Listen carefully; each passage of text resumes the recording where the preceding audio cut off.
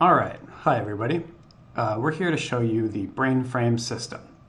So what we're showing you here is the client side of BrainFrame. So BrainFrame has a server-client architecture where multiple clients, like this user interface, can be connected to the server. So what does it do? The first thing you would do is you would go ahead and click Add Stream. So a stream is essentially like a source for video. We accept 3 different sources for video.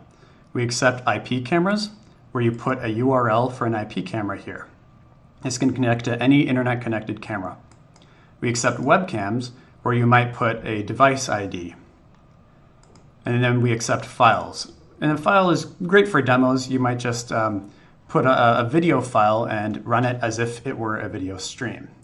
So we're going to start off with a webcam, so I can say hi to you. So we'll call it laptop webcam, and then you click OK. So the first thing that will happen is that the server connects to the webcam, and now we can view it through the client. How's it going? So the second thing we need to do is to start adding more video streams, right? So let's try opening a file stream. So we click Add Stream, and this is a dash cam video from a car. So we click on File, and we paste the location of the file. So now you can see that there's another video playing here. Let's do that one more time. So Add Stream, and this is a video of a shopping mall. So I'll add that name to the location. Great. So this program supports many more streams.